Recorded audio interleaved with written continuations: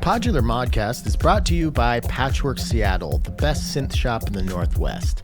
Please visit them online at patchwerks.com to learn about their very expansive catalog. Weird, this song that I'm actually playing under me is called Expanse, and I didn't even plan to say expansive, but their selection is much more expansive than this track. They have everything.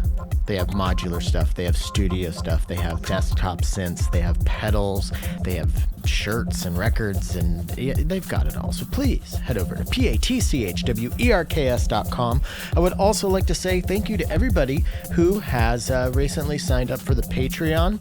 I've been putting some bonus material up there every so often. Just recently put up a little teaser. It's the first episode of a podcast that a friend and I are working on about movies, where we just talk about movies. And I'm not sure if it's actually going to become a real podcast, because he moved to Europe for the summer and now might be moving back to Europe, and I don't know. But we recorded 2 episodes. They're really fun. There's one up there. There's also bonus music content and video content. And I would very much appreciate it if you went over to patreon.com/PodularModcast to help keep the LEDs blinking over here.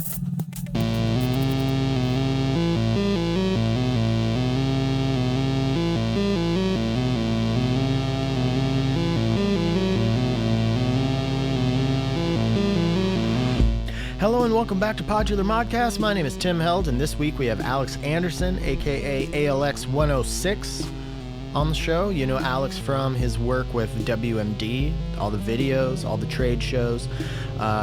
Also with his recent work with Travarsi. We talk a lot about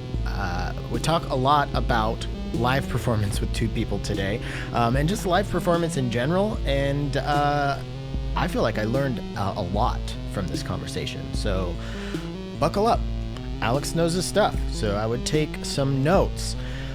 Before we get into this chat, though, I want to remind you all about Waveform PDX. That's coming up October 16th, Sunday, October 16th. A live, there's going to be live performances. I'm going to do a live podcast, and it's also going to be like a trade show environment with a bunch of our favorite modular manufacturers. So if you're in the Portland area, please head out. And if you're planning on going to that, the night before we have Waveform Inversion, which is like a pre-party show. That Saturday night at 8 p.m., October 15th. It is at the Black Swan in Portland. I will be playing alongside Rika, Camino Acid, and more. So I'm pretty excited about that. And like I said, I learned a lot from this week's episode talking with Alex, so I'm hoping to apply a lot of that knowledge to the set that I'm bringing to the Waveform Inversion party. So that should be pretty fun. What else is pretty fun? Oh, well, as you know, After Later Audio, we just released a whole bunch of new modules, 11 new modules, and there are more to come next month. But, we talked about the Coco system the last few weeks, and we've got the Mutable Instruments Classics line, more to come from that. So if you want to keep your finger on the pulse of everything After Later Audio, please head over to afterlateraudio.com or give us a follow on the Instagram and YouTubes, or how about all 3? Speaking of cool oscillators, I put my one of the 3 performances that I did on my anniversary road trip with the XPO from Make Noise up on YouTube. So link in the show description for that, and hopefully I'll have the second one done soonish. What else? Oh yeah, again, speaking of cool oscillators, please check out. Oh my gosh, I just hiccuped when I said check out. Please check out the Schlappy Engineering 3 body. I'm going to be finding a way to incorporate that into my live set for Waveform Inversion as well. Hoping to find some kind of, I'm hoping that'll be kind of like the middle dark weird part, but we'll see. I'm still formulating my set. And that'll probably be about it for today's intro. I want to say thanks to the few people who have sent me some of their music recently to play on the show. As you know, I'm always open to submissions, and when enough roll in, I end up doing a listener music fueled episode. So if that's something you're interested in, hop on the old emails and send me an email with some WAV files to download or a download link for Bandcamp. Yeah, that's about it. Let's get into this chat with Alex. Where to start, man? It was good to see you at Velocity. How was your Velocity experience? Oh, Velocity was incredible. I feel like I didn't spend enough time at the WMD booth, so I apologize to anybody that needed a demo and I wasn't there, but it was just good to see old friends and meet new people too. And I kind of just spent my time took me like 2 hours to do a lap. And if you've ever been to Velocity, it's a very small room. Like, it's like, Mm-hmm. it's a, there's like, it's a small room, but it took me like 2 hours to get around just because I was just, shooting the shit with everybody that I hadn't seen in like 4 years. Yeah. Yeah, I was bouncing around quite a bit too. I was helping a little at the After Later audio booth, but I was mostly just mostly just wanting to talk to people. And I feel like I actually was thinking about you in context of my experience of the second Velocity, because the first Velocity I had talked to people online and stuff, but maybe only once or twice. So I didn't really I wasn't as established, obviously, because it's just a couple more years later. And um, Right. so I was like, oh, I think I'm getting a glimpse into what Alex's experience is like when he goes to these synth trade shows and gets to see all these people that he's, grown and fostered these relationships with over the years of working there. And I'm like, oh, it was cool the first time, but it was it felt cooler the second time just because I knew more people and got to see some people again, and then got to see some other people for the first time. And I mean, I think we've hung out now like 3 times at least in person. So Yeah. um, yeah, it's just uh, I'm gonna get annoyingly sentimental about it, but yeah, it was really fun. No, yeah, no, I love it. And I totally feel you. It's like, I remember I was reminiscing the other day because I realized that I've been to, I think, 8 of the 10 NobCons that have happened, because I think I went to the third one, and then I skipped one, so I've been to 7 of the 10. And like, to think about the first year I went out, it was William, Tyler, and I, and we drove William's Subaru from Colorado and stayed, in like Lincoln, Nebraska halfway. We drove the 15-hour drive to Chicago, and uh, he ended up getting a really nice room. It was like he didn't splurge on, we didn't get plane tickets. We were too cheap for that at the time, but he got us a really nice room. And we had, I think it was a different hotel at that point, but it was like so intimidating, and it was like the first time I met anybody that um like from that community. And like the Coma guys were there, and it was like a few more people from Europe were there, and like it was just like super intimidating. And then the next year it was like just seeing all the same people again was like, oh man, I like made friends with all these people. And now, mm-hmm, like mm-hmm. 8 years later, it's like, oh, I can't wait. Like, this is just like, it's like I feel like I'm home, Yeah, from seeing all yeah. these people. And Velocity was like was kind of the same thing, especially because that's exactly what happened, the first Velocity, then not seeing everybody for 3 years, then getting to go back and reintroducing myself to people that I, surely have met, but, it's been a long time. Well, It I was mean, awesome. the amount of people that you've interfaced with in the community is got to be uh, like among some of the highest amount of people that like because of all the trade show stuff that you've done, but then also through Freak Boutique, and then with the way you ran that through the pandemic and having people from all over the world doing it. It's just like you've For talked to. sure. There's no way you could remember every single person that you've met. Like No, that's exactly. just That was crazy. it was funny. There was at Velocity, Christoph Air Shield was there, and he introduced himself, and he was one of the ones that I had met online, and he played a Freak Boutique. And so I remembered his name, but I didn't remember. Like I was like, looking at him through a screen. He was 2 inches big when I saw him, so I like didn't. Yeah, right. It didn't. I was like didn't recognize him, and it was like so funny because yeah, I definitely have spoke to a lot of people, and doing like email support and things like that. Like just at NobCon, there was a person who came up to me and we were talking, and then he's like, "Yeah, you actually have one of my pieces for like a repair, And I was like, "That's you?" I was like, I recognized his last name, but like didn't really think about it, And it's like, yeah, there's Yeah. definitely talked to a lot of people. I've had that experience well, similar to that is like just being into a conversation and then like with somebody at say Velocity or something, and then they would be like, "Oh yeah, well I sent you this thing on Instagram." I'm like, "Oh, what's your Instagram handle?" And then they'll tell me, and I'm like, "Oh shit, okay, well all Yeah, of your profile picture is like a synth, and all of your stuff is a synth, and your name is not a yeah, human name." So like, it's like I would have never yeah, known that, but it's cool to meet people and put actual like physical right. meat bodies to the Yeah, well, and, with the online Freak Boutique, during the pandemic, everybody was like making their studios like really dark with crazy lighting and shit, and it was like right, you can't right. see anybody.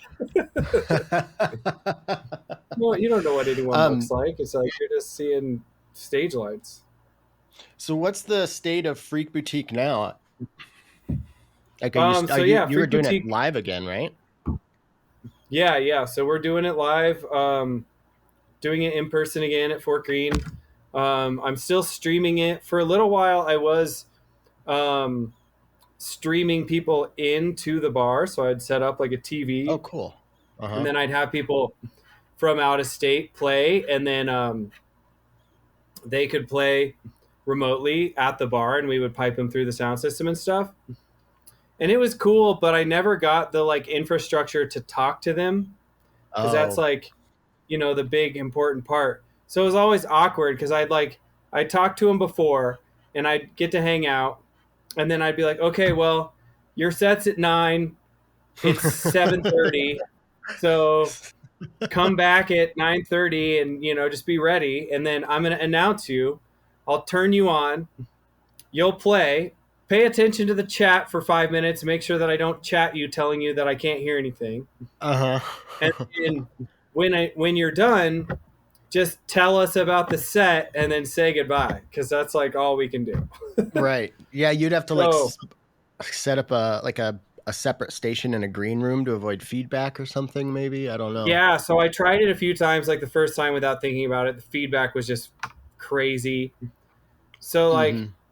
I tried to like log in on my phone and like run into a different room and chat to him, but then the latency was all crazy, and it was just like, and Yeah. like my voice would like then the crowd at the bar couldn't hear what I was saying because it was just a shit show.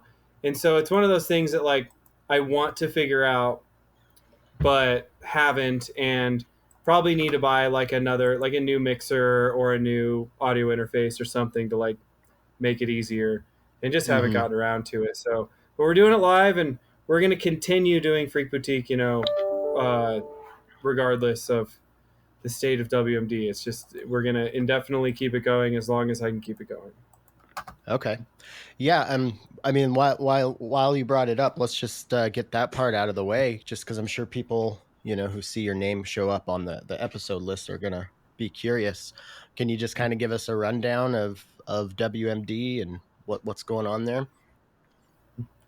Yeah, so it was in August, early August, we announced that we are planning to wind down our production facility and essentially go out of business. Um, and this is due to lots of different factors: um, inflation, parts shortages, and all of the things that are just happening in the world right now. Just kind of added up, and the timing was just not great for us for all those things to happen. Where we've been really investing ourselves into production and into not into into our facility and into our manufacturing facility, and we, things kind of just all came to a head where William, the owner of WMD, he decided that it was just too harmful on him, on his mental health, to keep it going in the way that he had it going. And so Mm-hmm. that's what he decided to do, and we made that announcement. And so since then, we've been running a 30% off everything except for new products and big products sale. Um, so good time to buy WMD stuff. And then we also have 3 new products that we could make. So we're making 600 of those each. But the thing was, like, that's like the nominal amount of parts we could get. Like, we couldn't get more Mm-hmm. parts for these. So it's like we can make 600 and then we can't make another run for another 2 years. So it wasn't like, well, if we just make these and sell them, like, things could be better. It's like we just don't see an end in sight for these problems and part shortages and all the things. And so costs have gone up, considerably as well, because Williams invested tons of money into parts at extremely high costs, like 10x or more, um, Mm-hmm. in order to just keep people working. And so it's just not Yeah. sustainable. So he's decided to wind things down, and in doing that, we're still in production right now. But like we said, by the end of the year, but things always take longer than we expect them to, and we are, so we're making new runs of some things. So we're still making tons of modules before the close of the production facility. So, and then when the production facility is closed, it's not necessarily the end of WMD. Um, like, we don't just close the doors and then not sell any modules anymore. William will continue to sell his stock that he has. And Mm-hmm. so he is building some stuff that he can right now in order to kind of help that out. So, like, we have another run of um, carbon coming, the filter. We have another run of muscles coming, the stereo compressor. And I think he's making a lot because he wants to just be able to have those for people because they're important modules to him. Mm-hmm. Unfortunately, Javelin, our envelope, like, that's one of the ones that is hurting us the most because we, like it and a bunch of other stuff, we just can't get parts for. And Mm-hmm. so, like, we won't be able to build more Javelins for another couple years, at least another year, like, so it's just like, it doesn't make sense um, to keep it going. And limp, like, the limp is just a really, really awkward and hard limp. Mm-hmm. Mm-hmm. So I think that's kind of, so that's where we're at. I think that's pretty much where it's going. Like I said, we have the new products coming, and then we have new runs of stuff coming. So, like, the reality is that, like, you will be able to buy some WMD stuff for quite a while. Some of it you won't be able to buy ever again, Mm-hmm. unless on the used market. And Right. then Right. some of it, depending on what William decides in the future, he may be able to come back in some way, shape, or form. But that's all his decisions and state of the world and what he wants to do in the future. Yeah. Wow.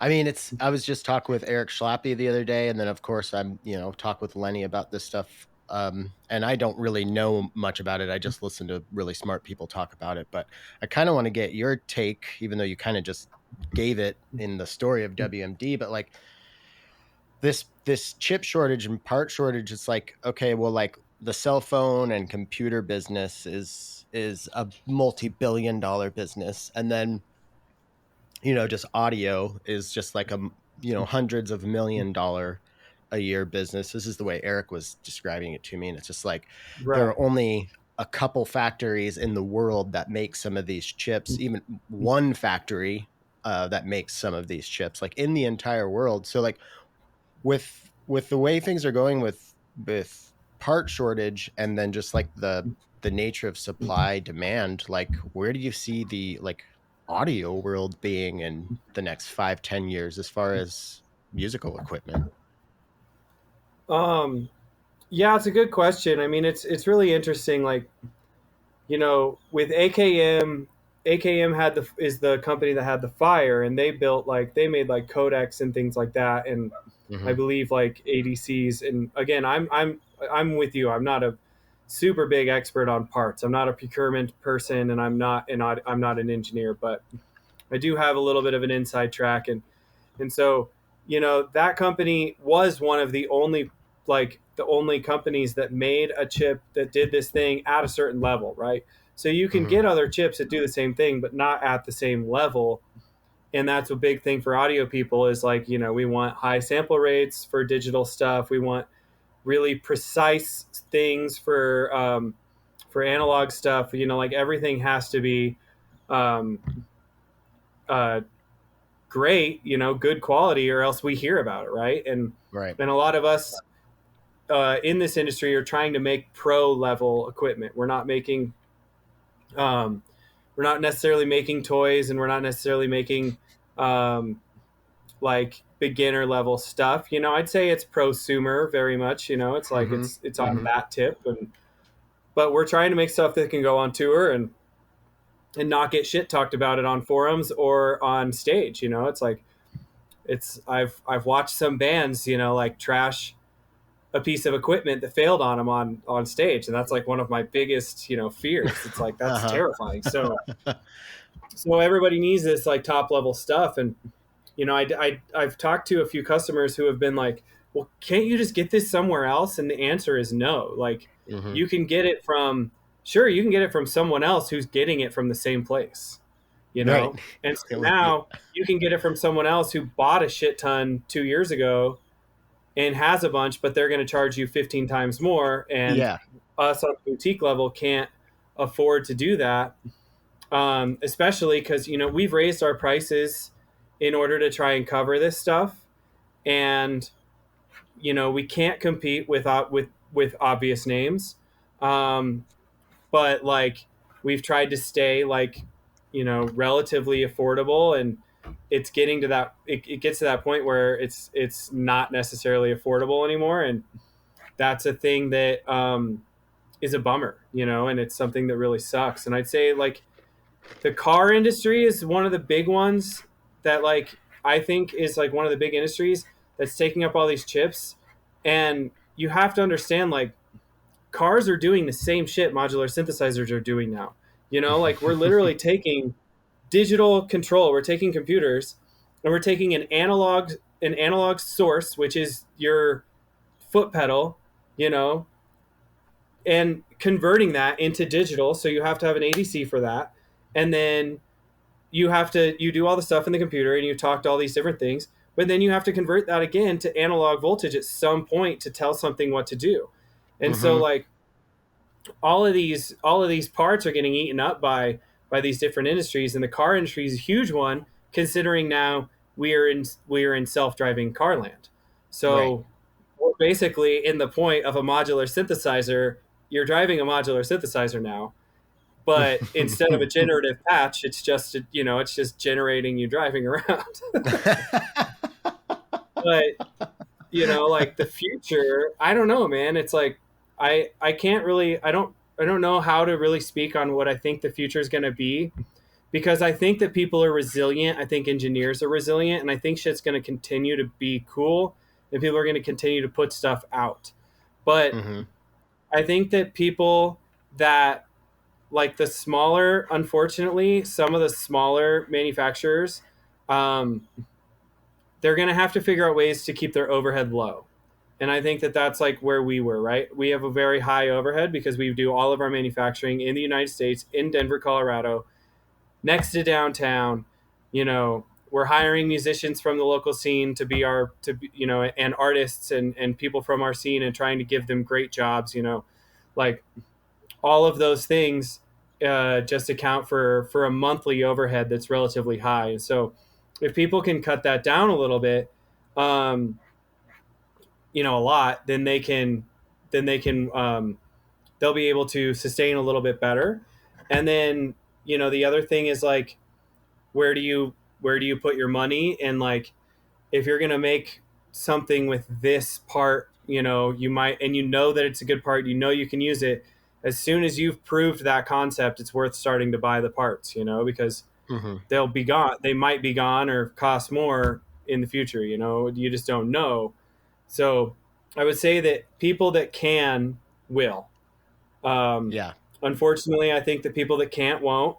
And I think that the people who can't, it kind of depends on where they go and what they do on what the industry is going to look like, because some people are going to move laterally and stay in the industry with someone who can, and then some people are just going to get out and go work for Google or Meta or whatever, and use their talents, um, to somewhere that people can pay them. So it's an interesting thing, and I think that like it's going to be an interesting time. But what I've already noticed is like that music is starting to be like the first and foremost again, where it's like gears kind of like, I think people are going to start focusing less on gear and start focusing more on like, I put this track out, which I'm excited about. That's funny you mentioned that, because just as you were saying that, I was kind of thinking like, yeah, I mean, it's hard for me because I'm constantly talking to people about their new thing they made, and I'm constantly, I'm working for a company. But the vibe that I am getting is from just like people in the scene, the musicians in the scene, is it. I do feel like there is starting to be more of a shift towards music, and I feel that even with my own work with modular, because I don't know. I feel like I've recently leveled up. I'm playing stuff. I'm making patches that I'm like, oh, this is like actually good music. This isn't just like twiddles and bloopy blorps and stuff. And that has Yeah. definitely become way more of a priority for me. But there is this weird thing with like, one of the reasons that I think I'm quote unquote leveled up or whatever is because I found a few pieces of gear that I've really like locked in with, and have found ways to use that serve me actually expressing my voice or whatever. So there is this weird Totally. thing, and with like you do have to find the right gear. So some people are like, oh, it has nothing to do with the gear. It's all about like what your expression, and it's like, It's well, it's a everybody's lot to. journey's different. Yeah, yeah. That was a total ramble, but yeah, it's No, weird because I like. mean, I've been rambling. Isn't that what this is? Yeah, that's true. That's the whole reason I started the show.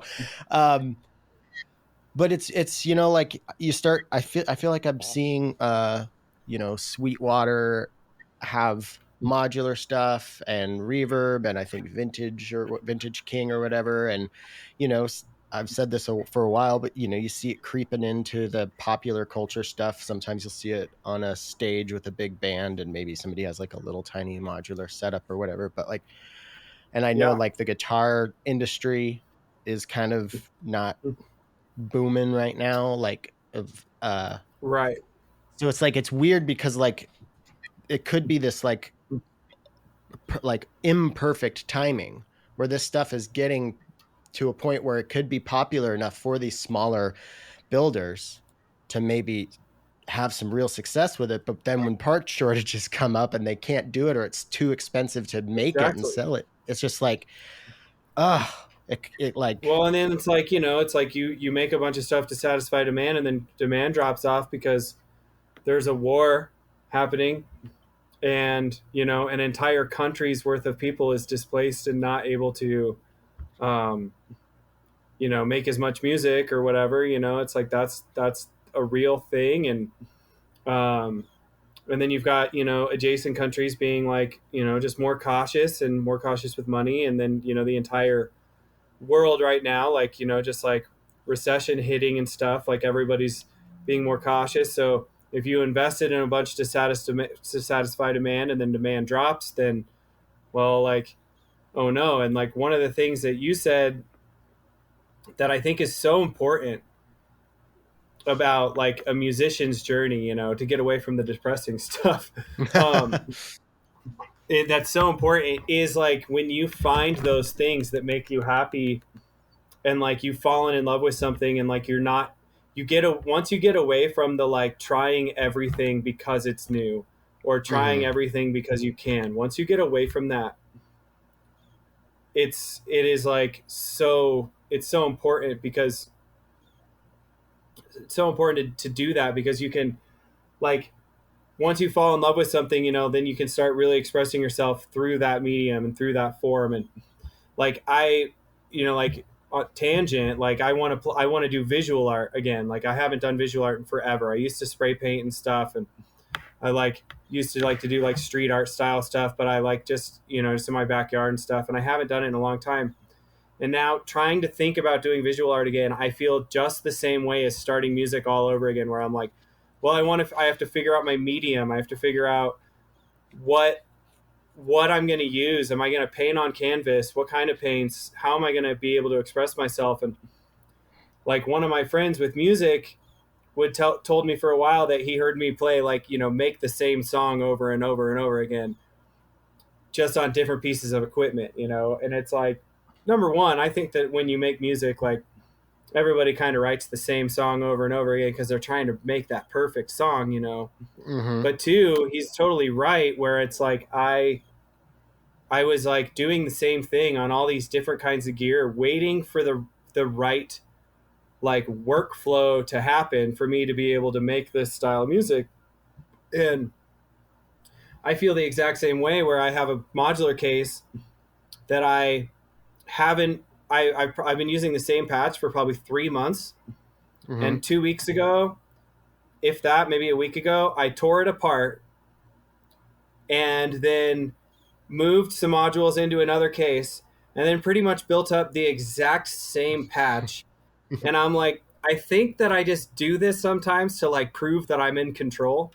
It's like, Well, that's so funny but because you like, actually, to prove yeah, the modular, like I'm going to take it apart because, I got to yeah, start from scratch. And then I just do the exact same thing because that's my totally. workflow and that's what I'm Oh my, comfortable with. yeah, that's And it's hilarious. like, but I'm in love with my setup. I am. I love it so much that like when Mm-hmm. I go to play a live show, I just feel so comfortable on this piece of equipment that I've customized over the past few years that I'm like barely searching for new equipment. I still have a Yeah. habit of going on Craigslist and Facebook and Reverb and all the things, but that's just because I'm, into gear and I always have been. But like, I'm not like I'm not like searching for the answer anymore because I feel like I've kind of developed mine, and you're kind of saying the same thing. And Mm-hmm. I think that's a really important thing for people to you don't have to try to get there. It happens naturally, but I think it's an important place to try to get to because if you're constantly like, oh, this new thing came out, I'm going to try that, you're never going to get to know everything like, Mm-hmm. so well. And like, it's like, watch Ricky Tinez on YouTube play the octatrack and like watch his Mm-hmm. fingers just move a million miles an hour and Yeah. then go. And if you've never used an octatrack, then go buy one and try and use it. It's Right. like, Totally. and learning curve aside, just the way that it actually works, once you get it all in your brain, it's like, that workflow is not necessarily for me. Mm-hmm. Something I had to try and make damn sure was it, because I know people make great stuff on it.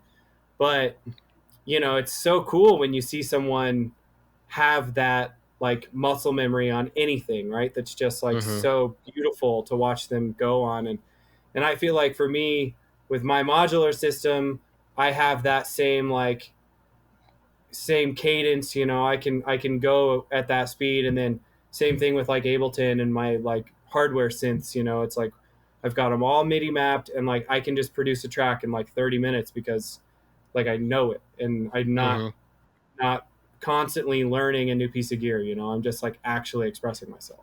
Totally. Yeah, that's so funny. You've actually just like helped me like put some puzzle pieces together, like with my own kind of my own situation. But I think there's a lot of people. Well, there's a lot of jokes about gas gear acquisition syndrome, and Yeah. there's people who look down their nose at that, the type of people that are, there's like a Pokemon trading card kind of aspect to modules sometimes. But I feel like that's like that's a big, like just the nature of it, because you have such limited space and you need to make like these things all work together, to find a system where, you know, maybe 20 things all work together in a way that makes sense to you is going to take a lot of trial and error, I think. And Oh yeah. I don't think And there's anything selling stuff wrong and with the, buying it again, and exactly. I think that's part of the process. And I think it is. it's an exciting part of the process. But like, I just got to a point, I went into Patchworks the other day, and there, I didn't see anything. They have a lot of, I mean, you've been to their new showroom. They've got a lot of stuff in It's there. beautiful. Yeah. And other than like, you know, like a big $5,000 or, you know, like, or like, you know, a profit or something like that. Of course, I would love to have a profit or a summit or something.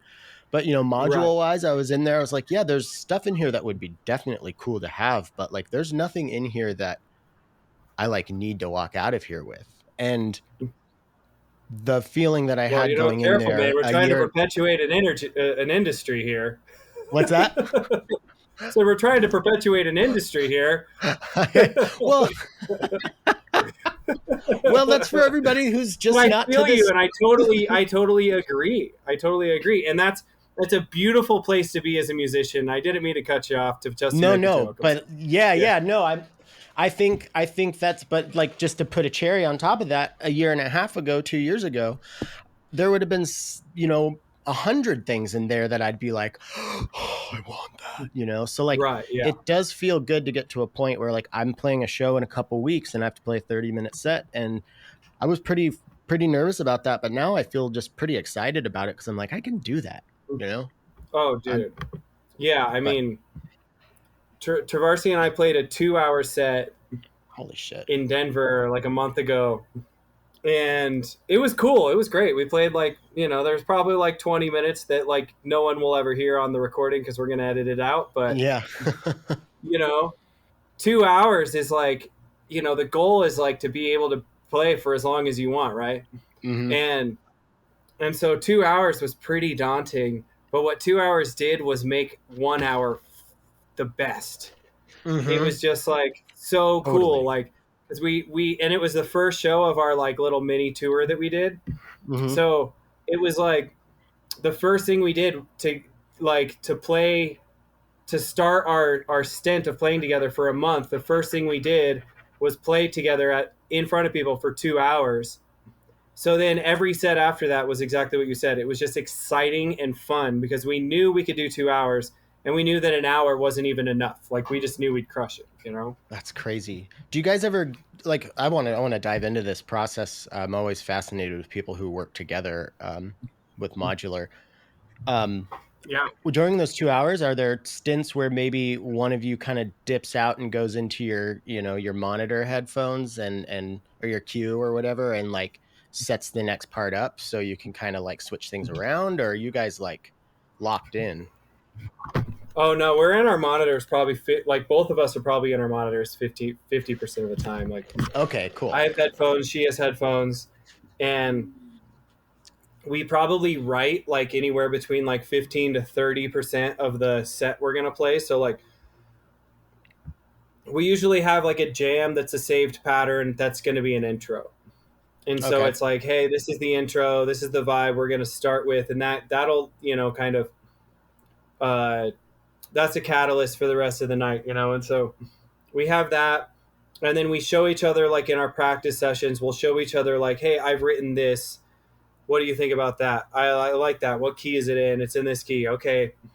And then we'll maybe give it like a name, um, as simple as like, you know, dubby thing in A minor, you know, but Uh, like, so that way when we hit a point where like one of us wants to like, where we both feel like we could use a little relief, that's when we're like, hey, maybe you down to play dubby thing in A minor now? And it's like, yeah, for sure.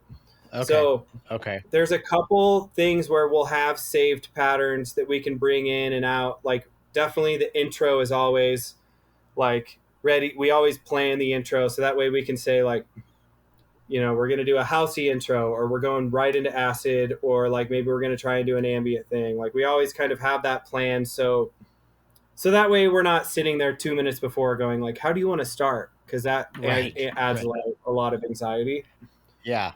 And we found that Yeah. out, you know, by doing that. So we started out. And then yeah, and then yeah, it's like in your headphones, like a lot of it is like she'll start like she'll start like a 303 line, and then I'll go into my headphones and make a sub bass for it. And like I'm pretty good at matching tones, so I can just like hear what she's doing and just by ear, just like go into my headphones and make something that's going to sound good to it. But Mm-hmm. I'm going simple, you know, it's like I'm going like one note, maybe an octave up, maybe a half step, like very simple. But that's like also, you know, a characteristic of the music that we make is simple things like that. Mm-hmm. And then sometimes, you know, I'll spit something out, and then she'll come to me and be like, you know, she'll either ask what key it is or just, you know, listen, do the same thing and start going for it. Um, and sometimes, you know, you bring something in and you hear it and it doesn't sound the same in your headphones, and it's like, oh, I am like a half step off or something like that. And both of us are pretty good about being like, well, like adapting, whether or not that comes out or the thing that spurred it comes out, you know, that's all just kind of Mm-hmm. like in the moment of like just trying to always make what's coming out of the speakers sound really good. But yeah, there's a lot of time spent like in Metron writing bass lines, making patterns. I even go into a simulator and find samples sometimes and bring them out and play like samples I've never played with rather than going through kits, because it's like I always say I'm going to prepare kits, and then I don't, but two, if I do, I sort of like love what I did at that time, you know? So it's like, fuck it, just dive in, see if you can't find something really quick, you know? Yeah, yeah. But that's like the fun part of it is like, it's all that stress that makes But it you have to like, know your gear to be able to do that. and you have to know your gear. And when we started playing together, she was talking about, her and I were talking about what we were going to do. And she was like, maybe I'll use this, maybe I'll use that, maybe I'll use this. And exactly what we talked about, I started to get a little worried because I was like, well, which piece of gear do you know? Like, you know, which one's the one you know the best? Mm-hmm. And she's like, well, you know, I use like this piece of gear the most, but like when I use it, I prepare a lot on it, you know? And so she actually ended up looking at my Eurorack case and being like, I'm going to build, she has most of the same modules. So she's like, I'm going to build a case similar to yours, but instead of like focusing on bass lines, I'm going to focus on top lines and 303 stuff. And so she basically built a very similar rig to what I had. And then she gave herself like, I think it was like 2 months is when she built that rig. And then she had 2 months to work on it and like didn't bring anything else, or, you know, like she might have swapped a module out here or there, like something that we played one show, there's a module she didn't like. She didn't feel like it cut hard enough. So she took it out and replaced it with something else, you know?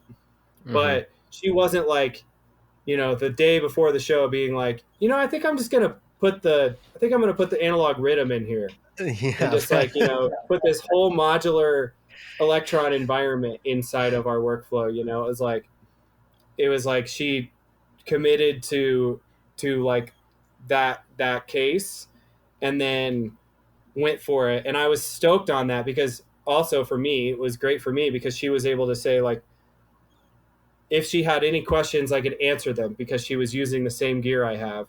Mm-hmm. If I had any questions, she could answer them because she was using the same gear.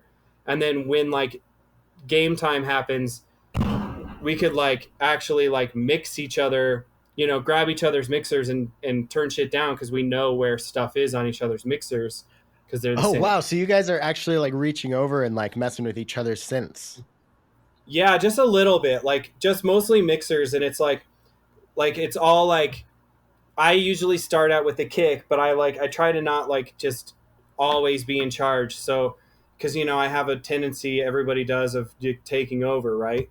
It's like Mm-hmm. very easy just to lead the whole time. So sometimes I'll do a big build, take my drums out, and then turn her drums on for her, and then be like, "It's your turn," you know. And then that kind of signals that it's like her turn to go, and she'll do the same thing to me, you know. Like we'll kind of do that, or if she notices I'm messing with something up here and she wants the kick drum to come out, she'll just come over and grab it and turn it off and turn it back on, and you know, create a break that way. And Nice. That's I so wouldn't cool. say we're really touching each other's like actual synths, except for like in practice where it's like if we have questions, you know. But like as far as the Okay.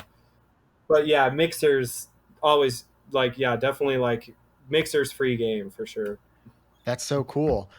I'm curious too. Like you've been in Colorado and Traverse being in Southern California. Like, how did you guys decide to start a band? Like, are you guys a band? What's the name of your band? Is it just Traverse and ALX 106? Like, what's going on there? Yeah.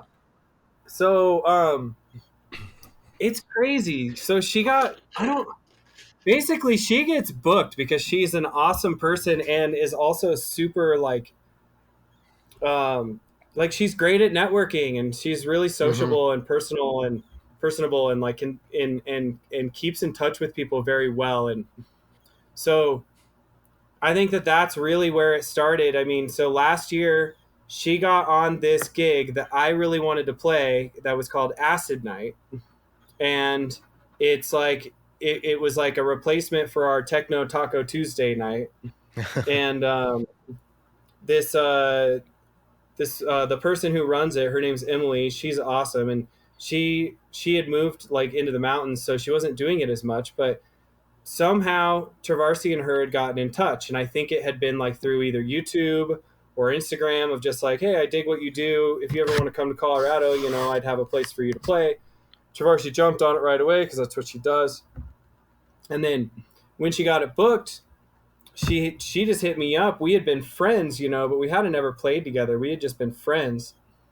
And she hit me up and asked me to play the show, and I was like, yeah, of course. I figured that she meant open, you know. Uh-huh. And then she's like, no, I want you to play with me. Like, would you want to collab on it and play with me? And I was like, that sounds super fun. Um, and actually, what how that whole conversation started, it was she hit me up and said, I'm going to come to Colorado for a few days. Do you want to make like a record? And I was like, yeah, that sounds great. That's how it started out. She wanted to do Uh-huh. recording. And then so she booked, she was like, okay, it's going to be around this time and this time. So I, you know, I like made time for her and said, okay, we can make it work. You can stay at my house. And then she got that gig and was like, so we're going to do this gig now. And I'm like, okay, that's cool. Maybe we can still make a record. Maybe we won't, whatever. So then she came to my house and set up her stuff, and we played for like 25 minutes. And she just looks at me and goes, I think we're good. You think we're good? And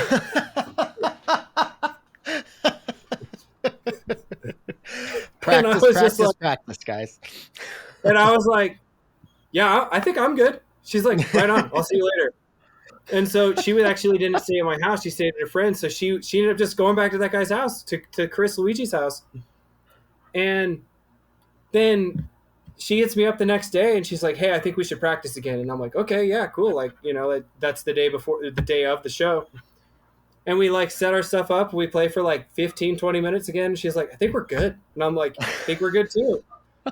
And then we went and just played for an hour and a half back to back. We'd played together twice, total of an hour probably.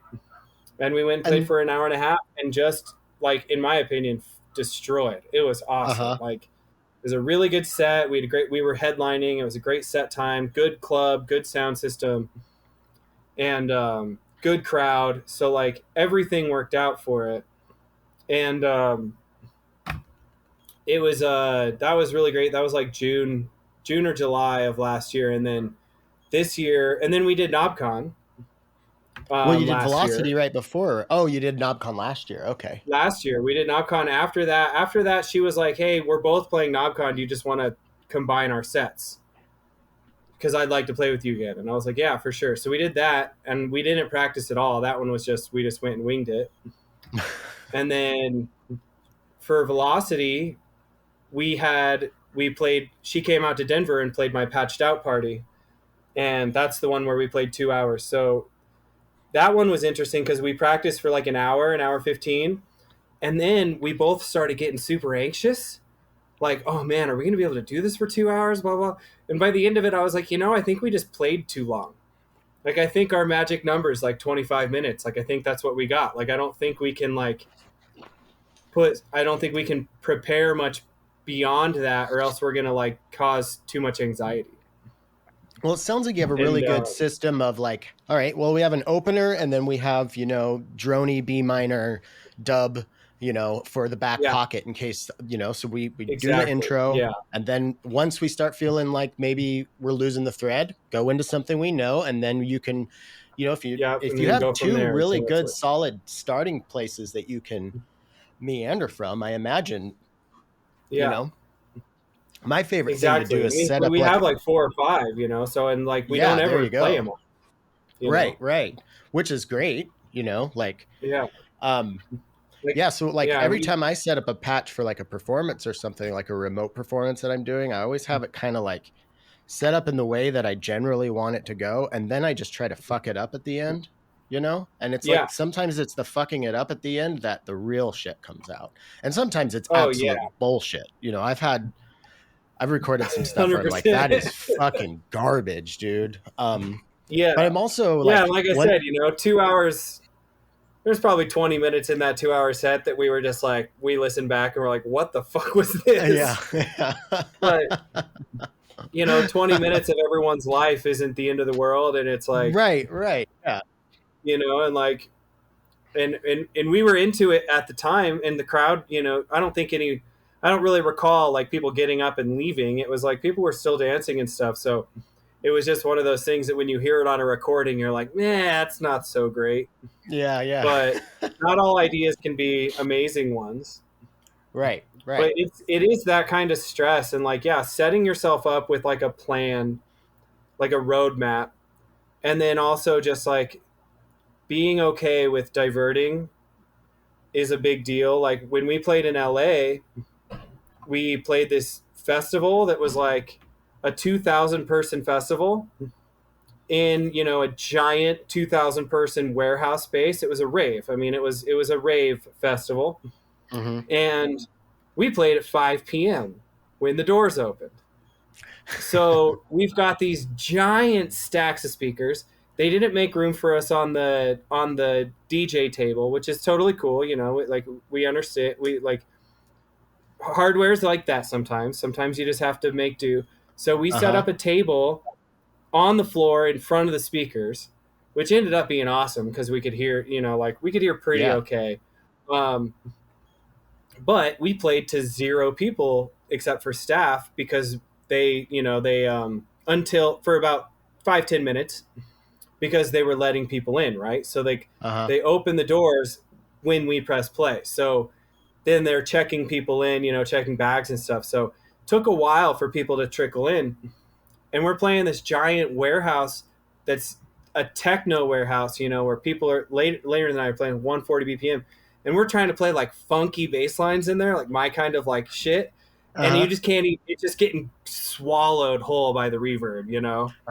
So it was about 10 minutes in. I look over at her and she looks at me and she's like, techno? And I'm like, yeah, techno. And then we didn't play like a single thing we planned past that because it was like, this room isn't going to be nice to like my style of writing. The things Mm-hmm. I prepare are definitely more for like a 400 person like club, not a 2,000 person like concrete barn. Yeah. So it's Is that like, so? Is that just is techno better just because the beats are so fast that it doesn't give any time for the room to reverberate it all back? It's just you're just yeah, kind and of like a lot of overloading. times with that style of techno, your bass line is the kick drum. Right. So if you've Right. got like a big wobbly kind of thing, that takes up all the low frequency. You don't really need much else. And when Mm-hmm. you're doing like a punchy, like thud, thud, thud kick in a warehouse or in a club space, you hear the thud and you hear the space in between, so you have time to put a bass line or other stuff in between there. But when your thud turns into a wash or reverb, you don't really have that time. You don't have that like time for clarity, you Mm-hmm. know. Mm-hmm. That makes So it's sense. Yeah. like fill up that space, fill up that low end with like body shaking rumbles, and go for it. And then there's some techno that's so fast, like you can't even put a hi hat in between anymore because there's not enough room for the energy there. Right. So it's like Uh you just go fast kick and like rave stab on top, and that's all you got room for. mm-hmm. But That yeah, the sounds roadmap, and then just being like open to diverting, like, hey, this isn't working, whether it's the Mm-hmm. room or the people. It's just like being a DJ where you show up and you have something, this artistic expression planned, and then sometimes it's like, well, I guess the I guess the people aren't really into Brazilian disco right now. Well, it's funny. Like, I feel like this conversation has been very like, I feel like you've helped me, just like I said earlier, kind of put some puzzle pieces together, because I think the takeaway for me right now with talking about this gear thing and practice is like, okay, get some stuff, practice on that, and get to know like like a little kit of things you can do. Even if it's not like saved presets or whatever, just know a couple things well enough to where you can always like feel comfortable, like, yeah, I can do that, I can do that right Get now. to it. Yep. And then I think another part of it is like, oh god, I just lost it, because I feel like this is threefold here. But you've like helped me realize a few things. I think obviously the practice, like, I'm actually, as we're sitting here talking and I'm listening to everything that you're saying, I have been completely like retooling the way I'm about to approach building this set for my show in a few weeks. And Awesome. it's the building the same patch thing that you said earlier. That's the second thing that I really wanted to like be like, oh Yeah. yeah, that's what I've been do. Of course, that same patch, quote unquote, for me has evolved as I continue to get new stuff and make this same patch over and over again. But like, that is Right. such an important and piece of it for me anyways. Like, so I just went on this Crater Lake trip, and I was practicing for this set that I have to play before I left, and then I was like, okay, I need to build uh, a set that I can play at Crater Lake. And then I built some more patches while I was out at a campground, and I started listening to them. Like, these are all really similar. I'm like doing the exact same thing, and I'm like, oh, because I'm like locking in on something. I'm honing in on something. Totally. So like, yeah, they're the same thing, but like I'm getting better at that same thing. And like, Yeah. yeah, just the way this, everything that you've been saying is making me realize like, yeah, I'm going to continue doing that, but I'm going to build that same patch like piece by piece. So I'm going to start with this little lower left corner of my set or my setup. That is the Yeah. thing that I've really locked in on and gotten good at. And I'm going to get just a patch just on that I can Right. fucking rip around in for like 15 minutes and have it be interesting or whatever. And Totally. then, And like, and then reading the room, like you were just saying, like, that's a whole other thing that you right. have. That's a whole other skill. So, yeah. Yeah. Well, and that's the thing. It's like, and there's a little difference too of like, what, like what I expect of myself and what I like, what I, what I like, how I patch and what I actually do. So like, there's, I am not necessarily like a super synthesis driven patcher, Mm-hmm. like I do some cool things with switches to give myself like some presets and to be able to like say, okay, this was an analog voice and now it's an F, or this was a square wave voice and now it's an FM voice, and now it's a voice with two or three oscillators all stacked on top of each other, and I do stuff like that. But I'm not like, my whole sound is really based on the sequencing and the sample selection and the sound selection. So it's a little bit easier for me and different for me than people who really are relying on synthesis, generative stuff, um, and just people that are more focused on actual like synthesis and sound design as like their set. And I fully acknowledge that. And like my workflow isn't for like absolutely everybody, but that thing of just like being able to like know it, like my friend, I'm trying to remember who was telling me just yesterday or the other day, was saying that they bought a new synth and that they were really stoked on this synth because they feel like they had 3 or 4 presets on it in their brain that they could get to super quick, that they didn't think they would ever use like the actual presets. And it Mm-hmm. was like, and that's like we were talking about learning synthesis and learning modular synthesis, and it was my friend Jacob actually. Yeah, now I remember.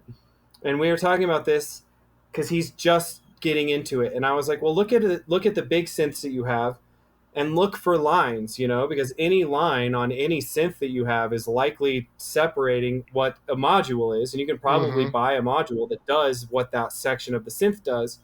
Mm-hmm. And so he was talking about Hydrasynth in a way that he likes it because he feels like he can make his presets really quick without having to actually rely on him, which is helping him understand the parameters. And it reminded me of when I used to play bass in a band. I had a sub fatty that I would play, and I never used presets because I felt like in every room's different, and when I'd go to a preset, I felt like it didn't sound as good in the room as like I wanted it to. So I always would like just do them by hand because I could like get them visually close to where I knew that the things were supposed to be, Mm-hmm. but then use my ears to dial in the last 10%. And like that's just the same thing. Like when I was in that band, it was like I had to work really fast, to change stuff on the fly, but I liked to do it visually because I knew that synth, you know inside and out. I knew every single thing, and it was all muscle memory. And I think that that's super important. Regardless, unless it's just like I plug this in, and we're going to see what happens, and that's fun too. But Yeah. it's Yeah. different, Yeah. And the plug it in, see what happens thing, you just have to do that a whole lot of times with a whole lot of different things until you find the thing where you're like, oh, this is my thing with this piece of gear. Like Hell yeah. I'm using Pachinko and then IDUM, Mystic Circuits IDUM. Oh yeah, I want that. And dude, it is fucking awesome. And I only use one mode on it so far. Like there's like a shitload of modes on it, but I That's found the all you mode need. that's really vibing with me. Um, and then I also like I've had tree and leaves for Mystic Circuit, so it's like a sequential switch and then a voltage sequence expander for that switch.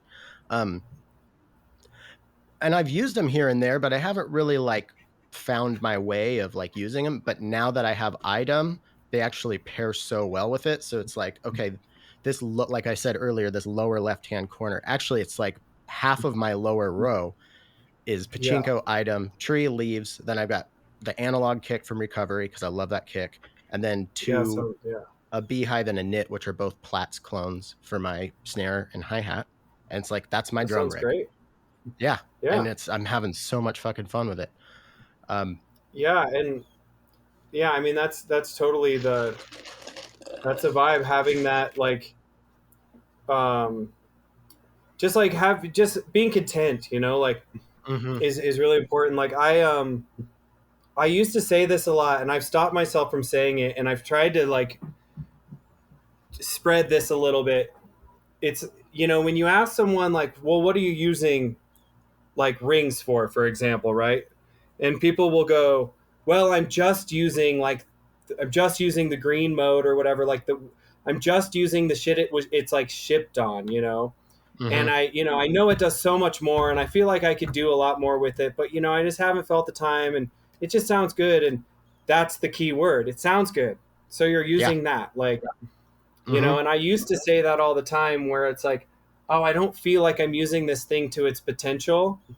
And like Zoya, for example, like I have a Zoya patch that I made that is that I love. It's a Master Effects patch, and I'm going to share it soon. I just gotta clean it up a little bit, but it's a Master Effects patch. It's a high pass filter, low pass filter, delay, reverb, all stereo, and a flanger, and then four LFOs, and that it takes up the whole memory of the Zoya. It's a pretty complex thing, but I'm still like, or I used to be like, oh, well, I should be making it like new patches on it all the time, and like I should make generative stuff on it, and I should do this, and I'm not using this thing to its potential. And it's like, I'm totally using this thing to its potential. I'm maxing its absolutely. CPU out. Yeah, You right. know, Yeah, that was it's my like, that's been my Zoya slash Euro Bureau experience as well. I always made very what I thought was like too simple of things for it, but I'm like, but what's too simple really mean? And I think like yeah, with the with the item, yeah, sure, I could. I could be exploring these other modes more, but I'll do that once I've exhausted what I'm getting out of this mode that I'm into right now. And if I never get out of that, that's fine. And even with plats, like I'm sure there are people out there that are like, you only use plats for snare, like snare and hi-hat. You're Yeah, wasting that. exactly. And it's like, yeah, but I just really like the way they work. And I usually have pretty simple modulation going into them. I don't get, and I think that's the thing is you realize like, yeah, these are designed to do a lot of things. So a lot of different people can use them, not so you can do a lot of different things all the time. Find your Exactly. groove in it. Exactly. That's such a huge That's part of such a it. good way to put it. I've never thought of it that way, and that is such a good way to put it. And even at WMD, I've probably said that before, but I like that has never really rung true. We're not Yeah. making these so you can do every single thing all at the same time, or so that you use it in every way in a set and fix it. We're making these things this way to try and reach a wide base so we can sell 1,000 of them. Right. Like the goal is to sell Totally. Yeah. 500 to 1,000 of something. Yeah. It's not to sell 40 and then have people do 1,000 different things with them. It is the goal Mm-hmm. is to sell 1,000 of them and like again perpetuate a business. So it's like in an Mm-hmm. industry and like that's like such a good. I'm gonna keep that one because that is such a good like um, thing to say to people when they're like, well, I'm not really using it to its potential. It's like the fact that you're using it means you're using it, like, and that's it. Right.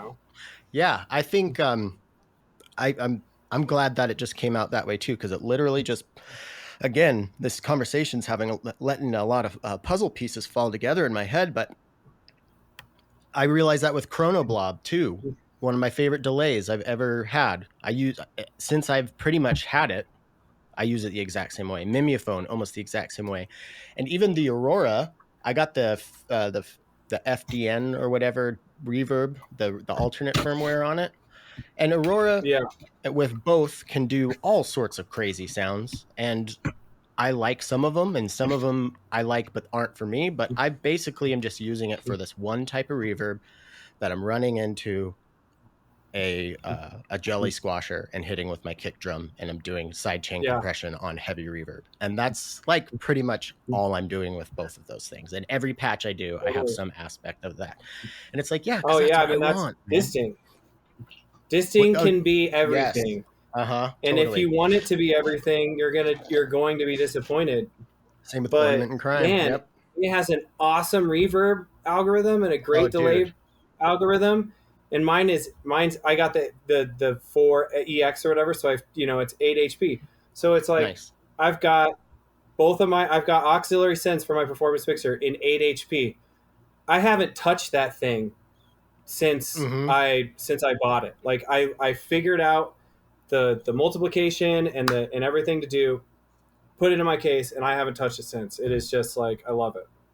That reverb, I don't remember which one, but on I have my album Music to Come Down To. That's like the primary reverb I used on it, and yeah, just the way you could like CV the mix on it, you could get kind of like side chainy type sounds with it, with like LFOs and stuff. But yeah, um, but that was the same thing with Ornament and Crime. I've had an Ornament and Crime for a long time. I've had multiple distings, and they often sat because I was always paralyzed with like, well, which thing do I use on it? Or I need to figure out how I can Exactly. like switch between modes on this in a set. And it's like, no, don't. You can, sure, if that's fun, and you feel like you're being expressive that way, but like, Yeah. don't make things harder on yourself, I If that's guess. helpful for you, then great. But yeah, no, exactly. And like I searched high and low for delay and reverb modules and then was like, listen to the demos of those. And I was like, these sound great and they're in 8 HP and I never have to worry about it ever again. Like, done. Mm-hmm. And I Yeah. bought it. That's what I bought it for. I was super thankful that the demos translated to my case and that I continued to feel like they sounded good when I got them in my case. And Mm-hmm. then I didn't do anything else. It was just boom, like done. Dude, the DJ filter on that thing is also really good. Don't tell me that there's a DJ filter on it. There's a DJ filter. Well, there was. I mean, I'm pretty sure that the X has the same firmware, right? It's just basically Yeah, a I'm gonna bigger buy a new double one. I'm disking. gonna buy another one because I'm not changing my patch on mine. I'm sticking to yeah. I'm not even gonna try it, man. I'm just gonna buy a new one. See, we're keeping that industry alive. That's one of the things that these modules are funny, right? It's like when like Overseer, for example, that's all it does. It's a DJ filter. It's analog. Sounds great.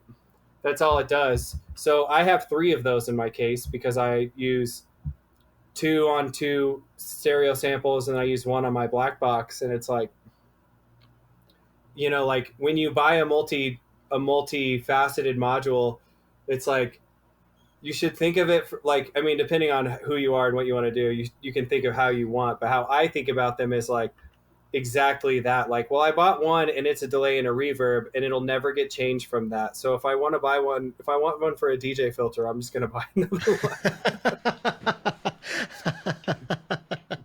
Oh man. Well, we're already over an hour. And usually I try to ask this question as we're approaching an hour. Cool. Because I usually am talking to busy people, and I know you're one of those busy people. But what's in the future for ALX 106 and ALX 106 and Traversy and all of that stuff?